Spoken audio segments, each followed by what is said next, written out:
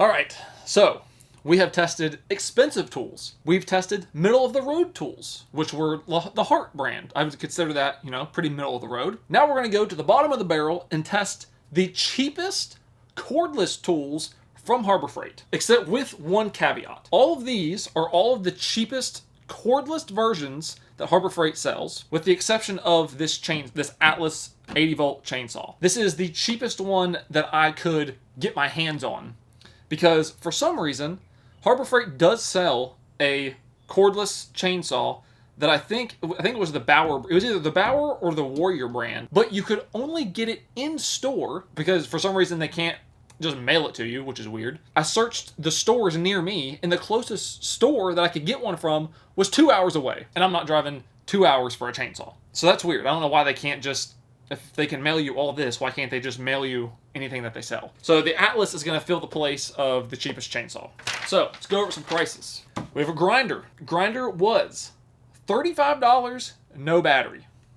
Okay. And I bought a 2-pack of 20-volt, 5-amp-hour batteries for $80. Rapid charger, 20-volt, for $32. And those batteries go for all of the Bauer stuff, all three of these.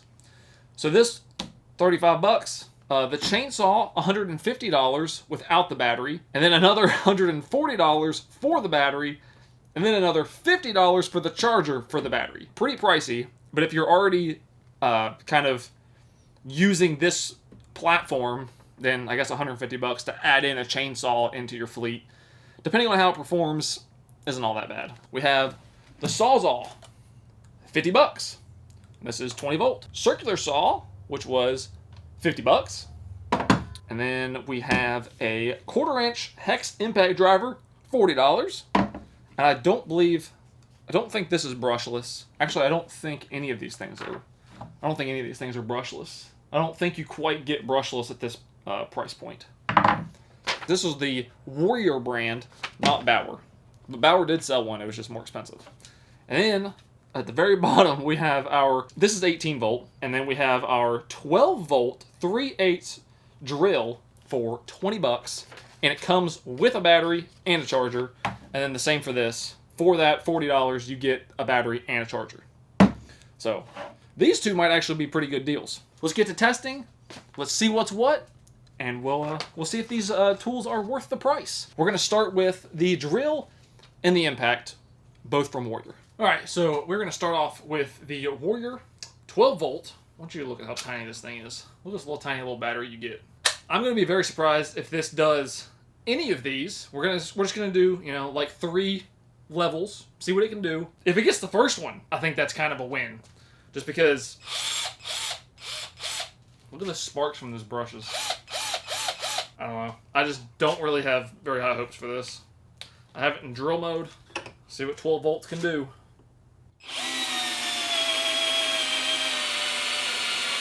Hey! Okay. I picked that screw specifically because I thought that this would be... I thought that it would get this screw about halfway down, and then the torque would be too much for it. That's impressive. I never thought that it would do that. Maybe this little 12 volt thing isn't too bad. Now I didn't think it stood a chance past the halfway point on this one. This one I didn't think it would do anything. So, well, we might be in for a treat here. Oh, wait a minute. We might be able to walk it in.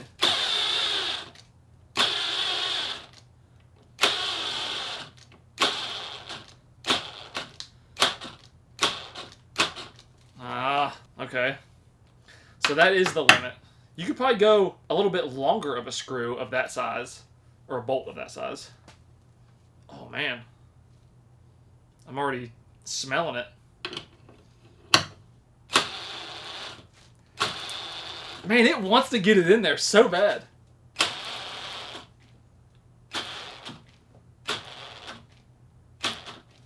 Okay. I know it's not going to do it, but let's try the bigger one. That went in farther than I thought.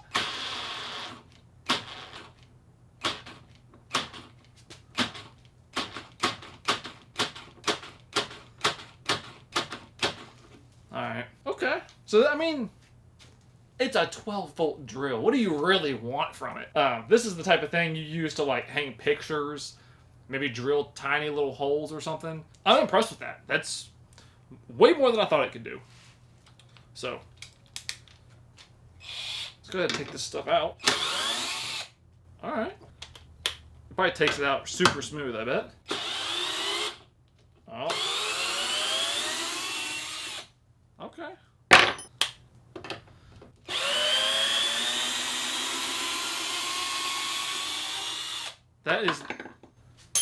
This is the a little hot.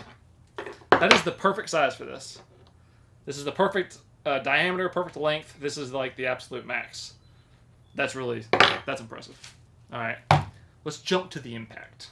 So now we're talking about 18 volts of raw power. We should be able to get all of these with that. I imagine this will be a piece of cake.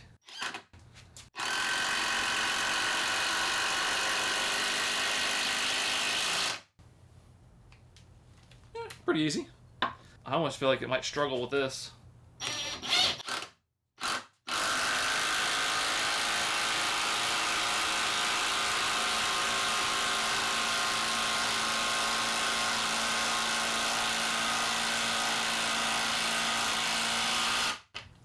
Okay. It gets it there. It just takes a little bit, but it gets it there. It gets the job done. This is honestly pretty impressive considering it's brushed. Now, if it gets this all the way in, I'm going to be extremely impressed.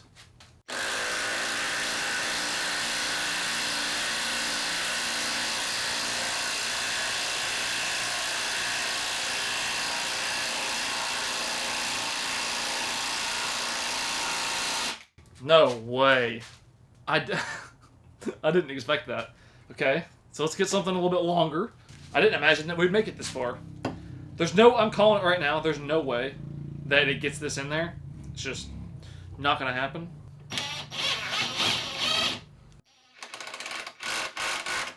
Alright. 0% chance it makes it all the way in.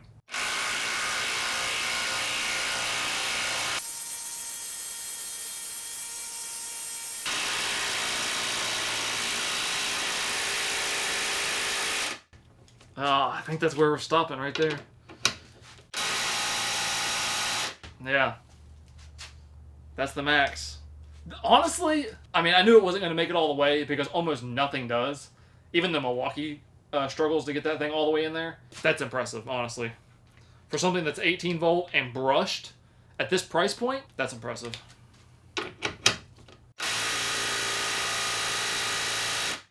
Oh, that's sad. We can't get it out. Usually, even if something can, like, once it reaches the point where it stops, it can usually at least take it back out. But I don't think we can.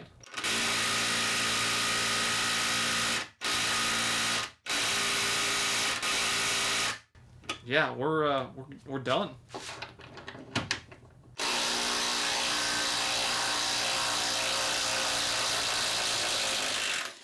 Alright, so we can take that one out.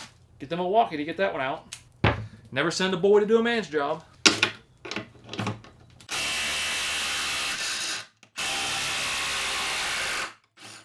So overall, I feel like both of these performed extremely well, especially whenever you consider the price. I mean, $20 for tool, battery, charger, and $40 for tool, battery, and charger? Especially this one, the drill. $20 cannot get you hardly anything anymore. So to pay $20 for something this good, that's a steal. And then $40 these days, that gets you like half a gallon of gas. So you can't beat that, especially if you're not somebody who needs like heavy duty tools and you just like, you're putting a couple lag bolts in here, or you're hanging some pictures or something. Excellent. All right, before we go any farther, this video is sponsored by Helix. So I've had my Helix mattress now for about a year, and I have nothing but good things to say about it. My old mattress was about 15 years old, and it felt like, compared to this mattress, it felt like sleeping on a bed of rocks. This one feels like sleeping on a cloud, so much, much better. So I'm sure you're probably wondering, how can you get a Helix mattress for yourself? Well, it's very easy. You just go to the Helix website, and you take a sleep quiz. Now, in this sleep quiz, they ask you very basic questions, like what type of sleeper you are. Like for me, I sleep on my back and my side. Your age, your height, your weight, a bunch of basic questions. And then you get a mattress suggestion. As you can see, I got the Helix Midnight, which, surprise, surprise, ended up being a perfect fit. So after you take the sleep quiz, the best part happens. You don't have to go to a store and try to figure out how to drag this big mattress home. You don't have to do any of that. It gets shipped straight to your door in a box, rolled up, so it's nice and small. You just carry it into the room, cut the plastic open, and the mattress unfolds itself. You don't have to worry about trying to rent a truck or strap it down or any of that nonsense. It comes straight to your door. And then another plus side is that if you're kind of unsure, Helix has a 100-night sleep trial. All of the mattresses are also fiberglass free.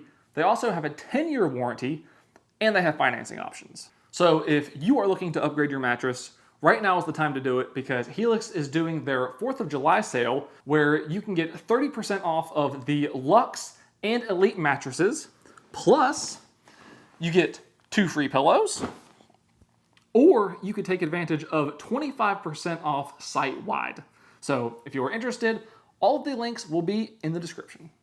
Okay, now we're going to focus on the circular saw. And right off the bat, I want to point out something that I don't think I've ever seen before. That is, if you notice, this is obviously the Hart circular saw. The blade is on the opposite side. And I don't think I've ever seen that before. This is also only a 6.5-inch blade, where a normal one is like 7 1/4, I think. Something like that. Yeah, I think 7 1/4. But yeah, the blade's on the opposite side, which honestly I kind of like, as being like someone who's right-handed. I can see the blade and I can see like what I'm cutting. I don't know why they're all on the opposite side, because like the Hart's on that side. I have a skill saw that's also on that side, so like you can't even see what you're cutting. I don't know if it's for, I don't know, maybe safety or something. Definitely should have some safety glasses. We're just gonna cut through a 2x4 first. And I'm going to jam it through because you guys all loved it whenever I did that last time, because it's such a realistic way to cut. Actually, I'll do just an easy cut first. I think this is going to be good.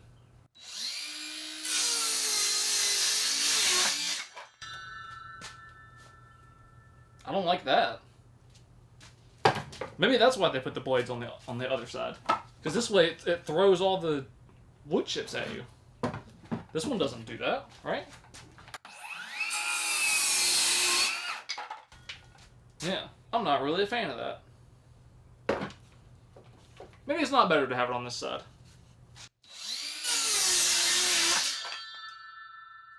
But it cuts fine. Let's see if we can go fast. No, not even. No. You gotta go slow.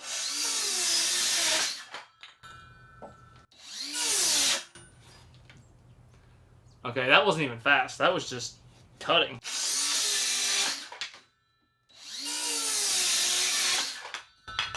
Okay, it cuts, but it's a little bit underpowered. I'm curious how it's gonna do on the with the plywood. So I'm going to assume that it's gonna go through one sheet of plywood without any issue. I think this is 1/2 inch, maybe, something like that.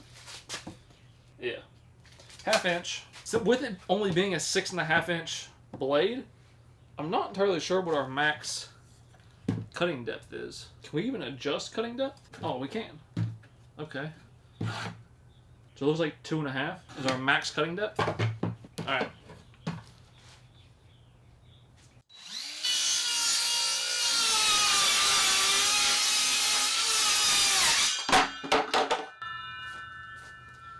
Yeah, I do not like that discharging on the side. It literally just throws it all over you. That's very annoying. Now I see why everybody puts it on the other side. All right, now we got 1 inch.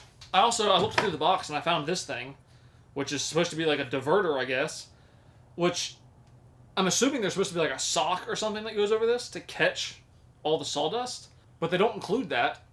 Or I have another theory that maybe you're supposed to hook a shop vac on the end of this, but there's also not like an adapter for that. So maybe this will be a little bit better. Just throw the sawdust behind me.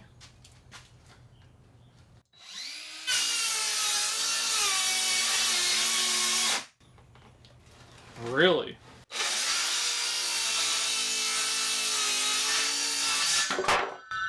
Okay, so it jammed up and I was like just going at a regular pace. Nothing crazy. I wasn't pushing hard. It did cut it. You just have to go slow. So far, I'm not that impressed. I'm getting the vibe that this is going to be one of those tools that it will get the job done, but you kind of have to work with it. You know what I mean? All right, we're just going to go straight to 2 inches. I was holding this up on the side over here. 2 inches is absolute max. There's just the tiniest little tip of one tooth that passes by the 2 inch mark. So that's like absolute max.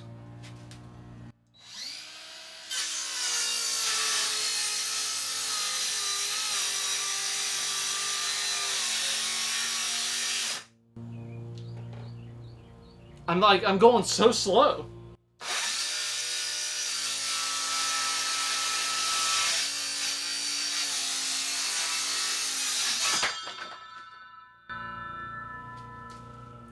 Okay. Alright, so here's my thoughts. I think that it's not bad. Because what would this thing cost? So, $50 for the tool only. And then $80 for the battery. For 2 batteries. So, $40. So, $90 basically.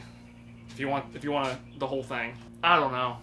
It's like, it gets the job done. You can make a 2-inch cut on plywood or OSB. I think if you were in the market for a circular saw, a cordless circular saw, I would just spring for that little bit of extra money and get like the Heart, wherever I put that, or just some other full-sized cordless circular saw. So you can get that little bit extra power, so you can, like, you know, not have to go so slow and not have to worry about it stalling, because it's stalled 2 separate times, and I was just making a normal cut. I wasn't even pushing it or anything. If you're in a pinch, or if for some reason you need a small saw, like maybe if you're getting in some like tight little spot, it's not that bad. It'll get the job done. All right, next on our list, the grinder. So we're gonna start off kind of light. We're just gonna use a cutoff wheel and try to cut through a 1/2 inch thick steel bar. I'm worried about this one. I really am, because for one, it's so cheap. And 2, these lower priced grinders have just so far proven to be pretty bad. Let's hope we can make it through. Hello? Okay, that was weird. I literally had it locked and it didn't turn on.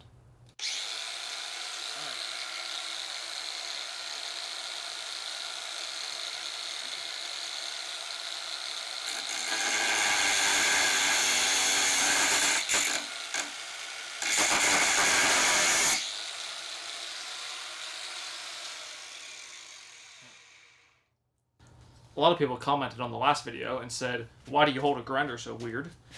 And the reason is because I'm trying to give you a good angle.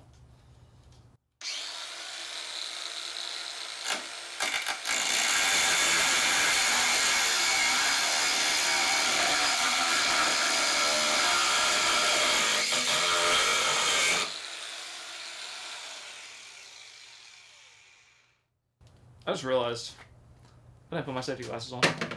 That was pretty dumb. I'm usually very good about my safety glasses.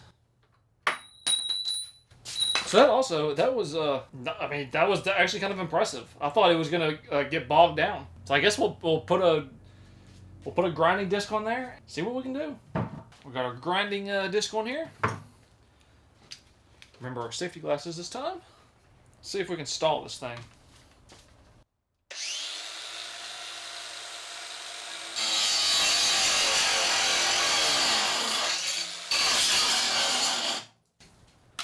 Okay, you can stall it.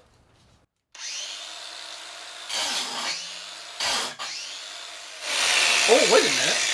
Hold on. Oh, never mind. It stalled. I guess I didn't stall it 100%, because I thought that I stalled it and then it automatically restarted. That would have been cool.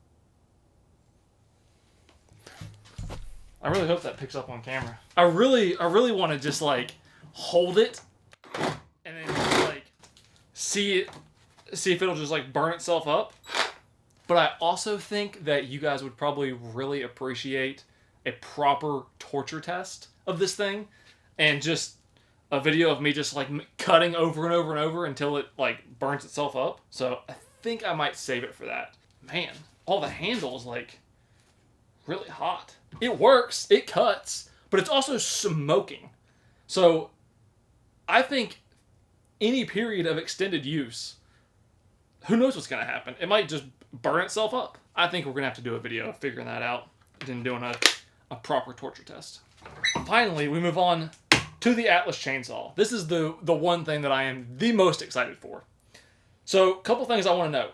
It does have a chain brake. So that way, for safety, just like, I don't know how many chainsaws we've tested in the last like couple months, and so many of them don't have chain brakes. So I do like to see a chain brake. Something else I've noticed is that, I don't know if it has like a, I don't know, like a sleep mode or something. Because, let's see if it does it now. You'll notice that if the saw just sits, and then you turn off the safety, there's a significant delay between the time you push the trigger and the time the chain starts. You saw there, I was able to hit the button and nothing happened. But now, you might have been able to hear it. There's something in here that clicks, and then it's like comes out of sleep mode or whatever, and then it's on. So whenever you hold it and it clicks, okay, now, every time I hit the trigger, the chain moves. But if you wait, it just clicked. There's like that delay. So I'm not sure what that is. I'll let you hear that click.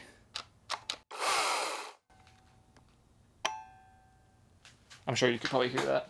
So that's weird. I'm not sure what that is. Maybe it's got to be like, I don't know. I can only imagine it's some type of like power saving mode or something. All right. So just like with all the other saw tests, we're going to do just one 4x4. We'll do one up, one down, and then we'll get all the 4x4s. This is also, I think this is the biggest bar that we've tested on the electric chainsaws. I think the Milwaukee is a 14-inch bar. Which is still lost, by the way. And this one's an 18-inch bar. Alright. Let's go.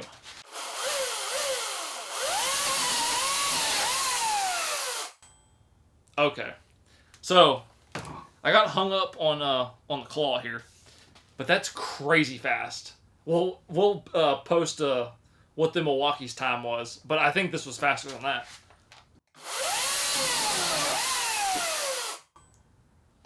Oh, it has a brake on the slowdown too. That's kind of unique.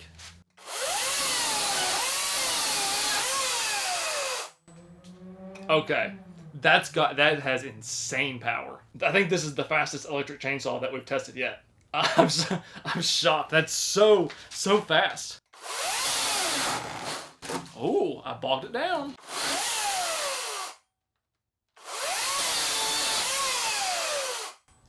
All right, we got to get the rest of the 4x4s and just get straight to it. This thing has a lot of power.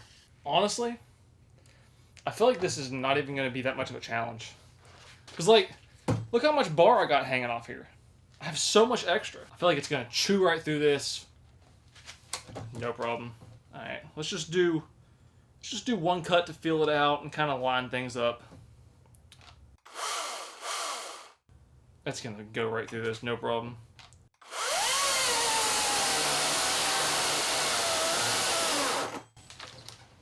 Oh, we bogged down.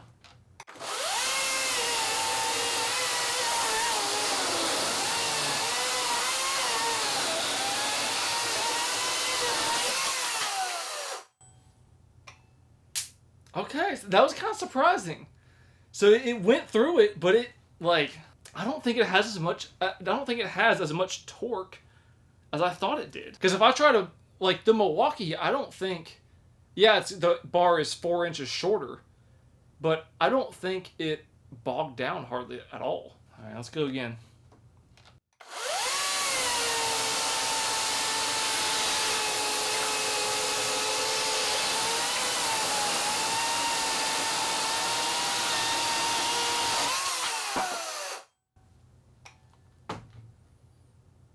I mean, that's good. I mean, don't get me wrong. I'm impressed. That's good.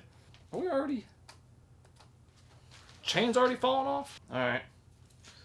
Let's tighten up that chain. Alright, let's go one more. I'm going to really try to force this one and see what kind of time I can get.